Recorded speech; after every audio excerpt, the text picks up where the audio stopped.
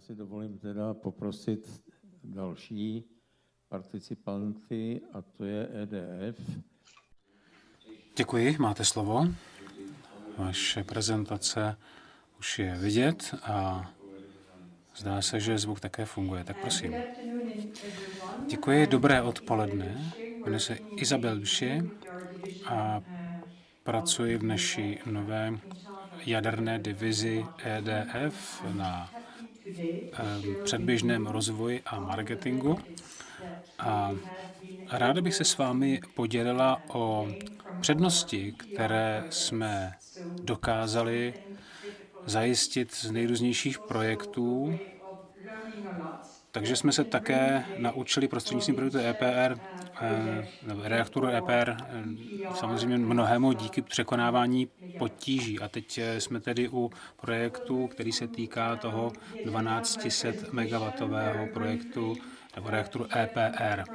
Velice krátce projdu profil společnosti, reference z nejrůznějších projektů, potom portfolio technologické společnosti EDF, těch jednotlivých typů reaktorů, nové projekty a potom také to, že se říká value proposition, tedy ta předkládaná hodnota, přínos pro Českou republiku. Co se týká společnosti jako takové, tak profil skupiny EDF je to tedy největší společnost v jaderném strojírenství nebo v jaderné energetice, která skutečně věnuje velkou pozornost bezkarbonovému vytváření energetických zdrojů. A přesně tomu, o čem mluvil dnes pan doktor Eller, když mluvil o těch externalitách, které je třeba v jednotlivých projektech zvládnout. Skupina EDF nyní provozuje 56 reaktorů ve Francii, 15 ve Spojeném království a potom ještě se vrátím k některým z těch reaktorů. V těchto dvou zemích jsme také partnerem v Taishanu v Číně.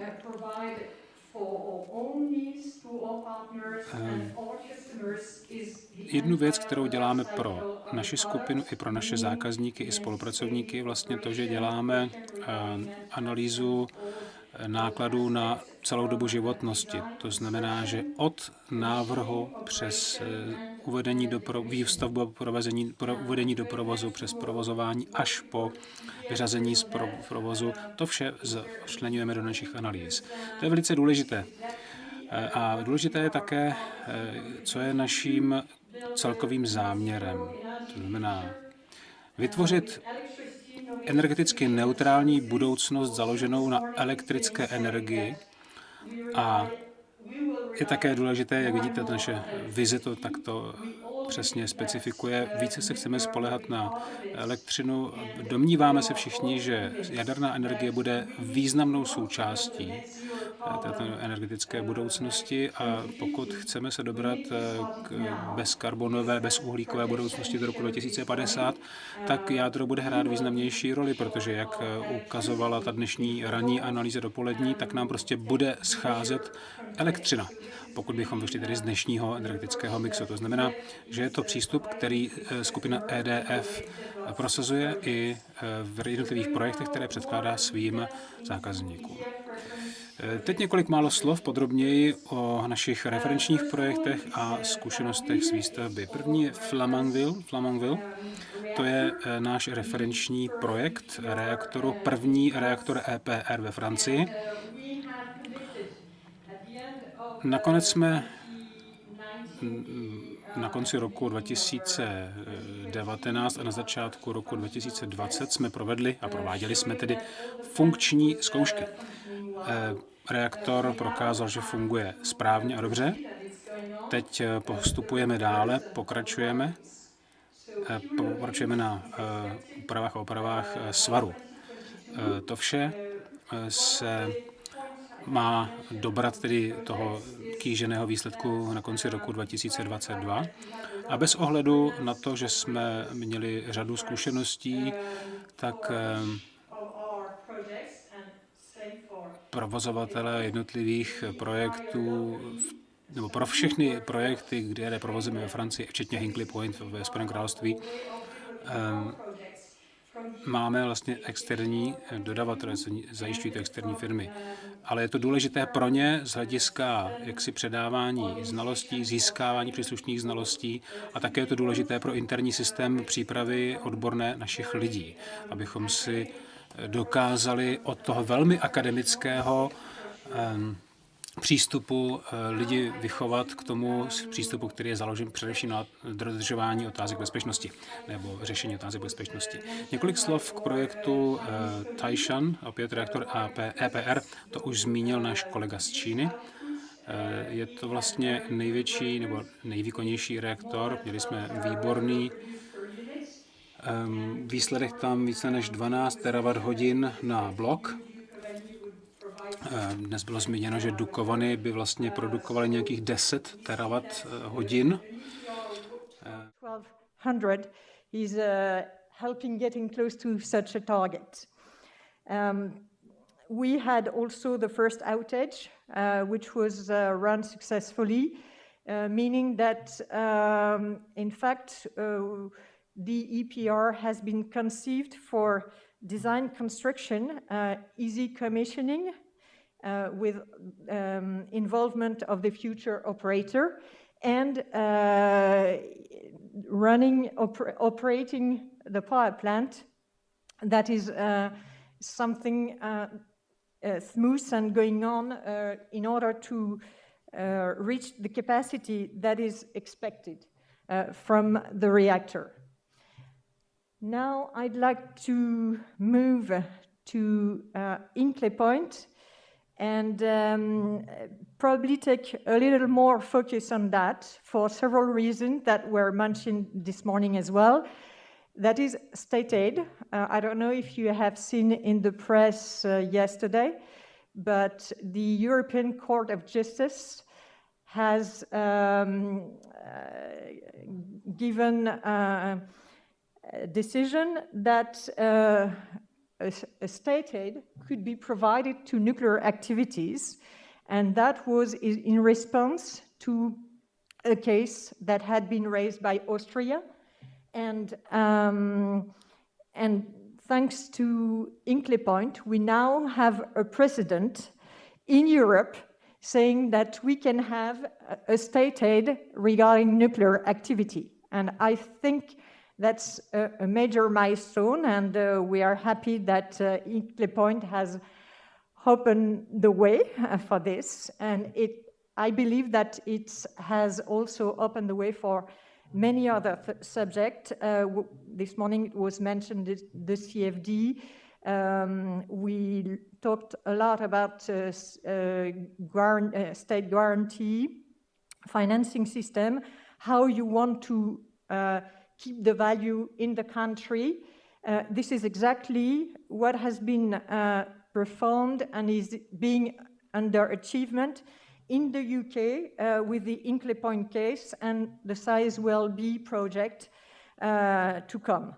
Meaning that localization, we have reached more than 60% localization by developing local companies, either on their own or being able to build some joint venture partnerships with some French companies or other companies. We are also happy, it was mentioned this morning by Skoda, to be able to bring suppliers from one project to another one, so from EPR Taishan to EPR Hinkley Point and EPR Czech Republic. So this is really, I would say, a collective learning curve that can be applied to all our EPR projects. And also, we have some contract for difference and working on other mechanisms for Sizewell in order to bring more value to the country. So now looking at capitalized lessons learned, just to, as you see, our target is to reduce construction duration of our EPRs in time. We have the milestones from Hinkley Point on time. We had the G0 from Unit 1 and Unit 2. And yesterday we had the liner cup lifting also on time on Hinkley Point. I can tell you that this is a challenge because we had COVID like everywhere, especially in the UK. We had to reduce some of the activity for a few weeks, but we still managed to be on time. So this shows that the learning curve of our project is working.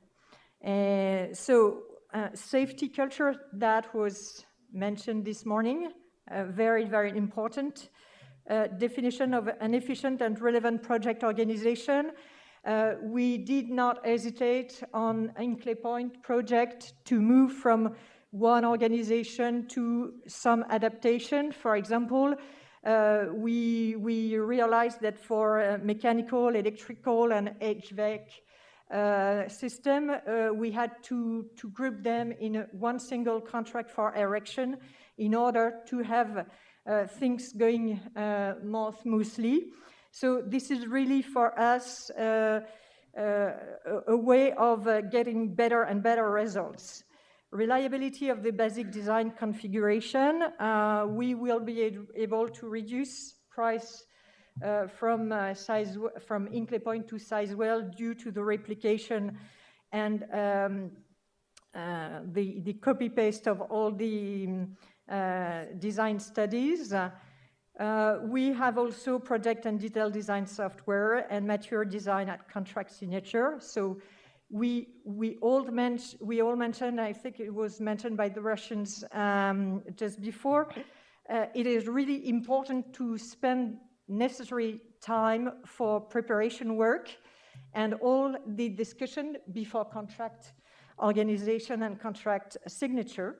This is why we think it's important to take the time and clear boundaries between engineering qualification and procurement contracts and scheduling suppliers. As I was mentioning, it's important to really, for localization, to have suppliers then can have a bit of experience or who can partner with a more experienced company that will help them grow in competence. So now looking at EDF technology portfolio, I would like to, I talked a lot about EPRs because it's our flagship, I would say, reference at the time, and I will detail a little more after regarding the passive safety system. Due to the fact that we now have reached a maturity in the optimization of our product, we believe that it was the right time to develop the EPR 1200 mid-range reactor because it corresponds to a need, especially for European countries' platform. And as I mentioned, the idea is really to bring all the benefits from our experience to this EPR 1200. And also, we are working in the way, I would say, Czech Republic is thinking of SMRs for the future. We are also currently working on small-sized reactors, meaning in the range of 300 to 400 megawatts, for more specific needs, meaning that we identified that if we wanted to build a net zero carbon world, we needed to have some nuclear reactors to replace the oldest coal power plants in the 300-400 megawatt range. So this is why we are now currently working on this project.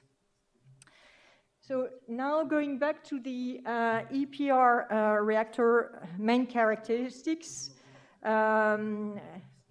16 to more than 1700 megawatts electric, 91% plant availability, 4-loop configuration. We have operation cycle lengths which can go up to 24 months, even if we are more operating on 18. Fully digital INC and with a large core with 241 fuel assemblies. As I mentioned, very good performance of the EPR in Taishan. No discussion, the EPR has been licensed in 4 different countries. So we now know very well how to approach the licensing step, which is a very important one, especially to demonstrate. Získání licence, to je velmi důležitý krok. Musíme být schopni demonstrovat funkčnost všech našich bezpečnostních systémů a musíme ukázat, že ty systémy jsou na místě, jsou realizovány, implementovány a chrání elektrárnu před různými nebezpečími. U reaktoru EPR jsme se také zaměřili na diverzitu systému.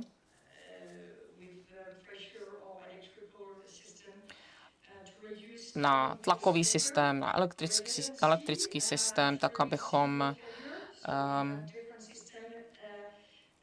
abychom vylepšili redundanci, tak abychom měli různé systémy napájeny z různých zdrojů, tak abychom rozšířili diverzitu zdrojů napájení a posílili komplementaritu. Takže teď se můžu věnovat té otázce týkající se pasivního odvodu zbytkového tepla. My se domníváme, že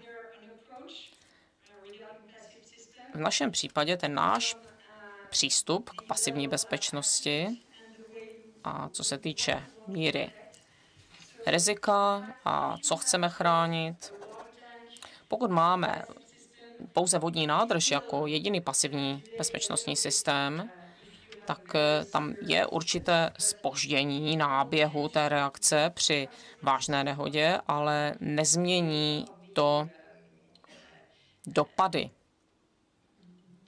té nehody. A je důležité mít takový pasivní systém, který ochrání lidi pracující před jakýmikoliv dopady nehody. A pro takovouto ochranu preferujeme, jak jsem říkala, diverzifikované systémy, jako například dieselové generátory pro krizové situace, 4 různé generátory ve 4 různých budovách, které chrání v případě exploze před zaplavením, různé zdroje napájení také, tak, aby bylo možné se vzájemně podporovat. Pak máme také pasivní systém, které už byly zmíněny i ostatními dodavateli, což znamená, že máme jednak systém gravitační ochrany pro grafitové tyče a borové pro jaksi zpomalení reakce. Máme lapač koria nebo lapač taveniny a v případě protavení tedy pasivní chlazení vodou pro schlazení té taveniny. Máme další systém, sprchovací systém tedy, ale ten systém odvodu zbytkového tepla je především pro nás jaksi systémem ochrany reaktoru.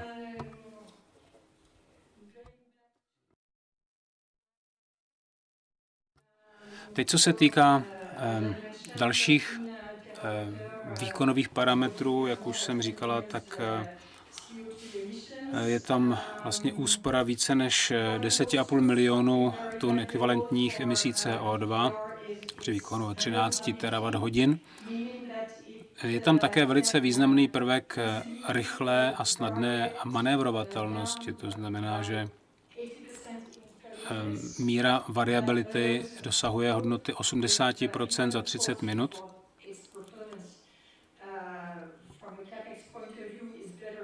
Samozřejmě, že z pohledu návratnosti je pochopitelně nejlepší základní zatížení na plný výkon,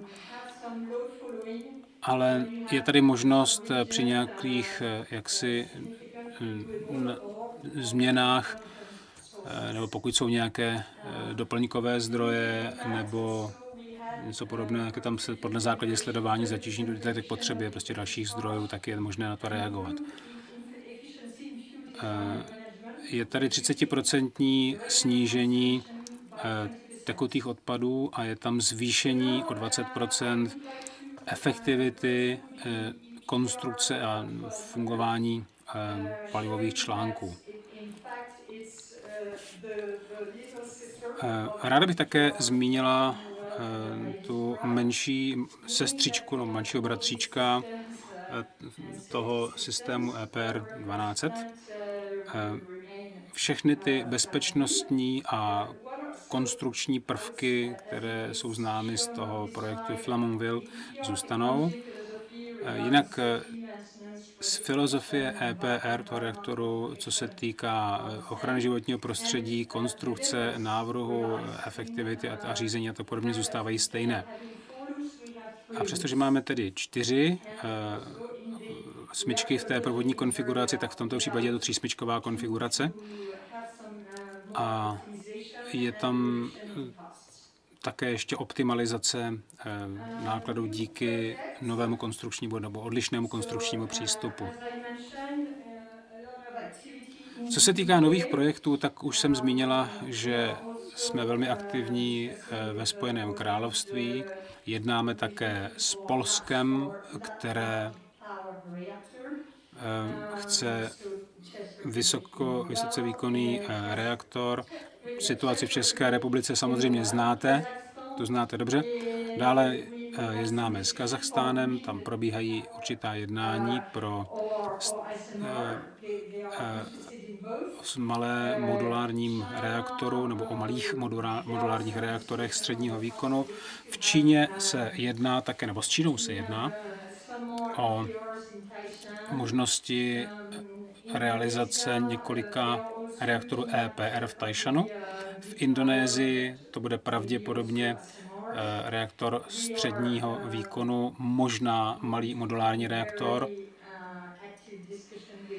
Jsme také velmi aktivně v jednání s Indií o 6 EPR v Jaipuru, také v Saudské Arábii jednáme. Jižní Afrika právě přišla se zadáním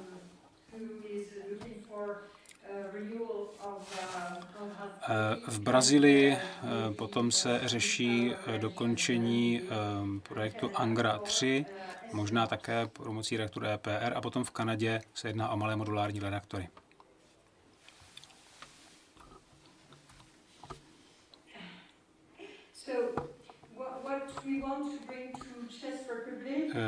Do České republiky bychom tedy chtěli přivést takový program, přesně řečeno do České republiky. Co bychom rádi přinesli Česu z České republice, je takový program, který by umožnil platformu pro nový středně výkonný reaktor s českými dodavateli, kteří by měli zájem o participaci na dlouhodobém partnerství po celou dobu projektu. Tak, jak bylo zmíněno, věříme, že je to velice důležité. Kdykoliv po dobu toho projektu od už konstrukčního návrhu až po provozování a tak dále, a vyřazení provozu, tak je důležité mít možnost realizovat technické upgradey, řešit náležitým způsobem odstávky. Myslím, že může být velmi důležité a velmi užitečné, když jste součástí nějaké větší skupiny, když potřebujete nějaké náhradní díly konkrétní, nebo třeba konkrétní studie, které je třeba realizovat a podobně. Pak samozřejmě jde o rozšířený transfer know-how tomu operátorovi, vlastníkovi. Vždy pracujeme s nimi jako se svými zákazníky a partnery. Abychom měli dalšího partnera, který se podílí na té zkušenosti a provozování, nebo získávání zkušeností a provozování.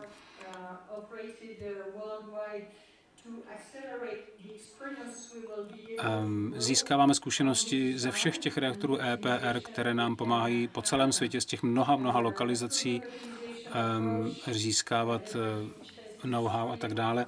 Samozřejmě chceme také použít osvědčené přístupy, které využijí možnosti a kapacit českého průmyslu. Spolupracujeme také s výzkumným a akademickým sektorem a také samozřejmě chceme být přínosem z hlediska kulturní a geografické příbuznosti nebo blízkosti. Tak tady se s vámi rozloučím obrázkem našeho předsedy správní rady a generálního ředitele EDF a myslím, že v České republice a s ČEZem budeme moci navázat partnerství, které jsem tady nastínila a věřím, že to bude užitečné.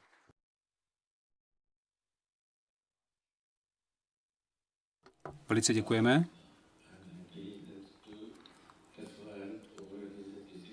Já jsem šťastný, že se to ještě tady nemenuje Česko, ale že se to pořád ještě říká Česko.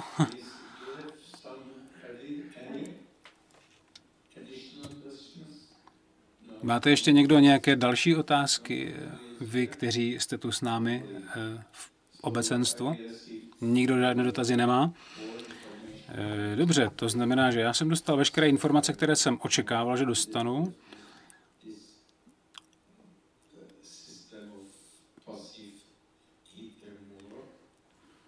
Dozvěděl jsem se také něco o tom pasivním odvodu tepla. S tím úplně nejsem úplně v pohodě, ale třeba se o tom ještě dozvíme něco podrobnějšího v budoucnosti. Velice děkuji v každém případě.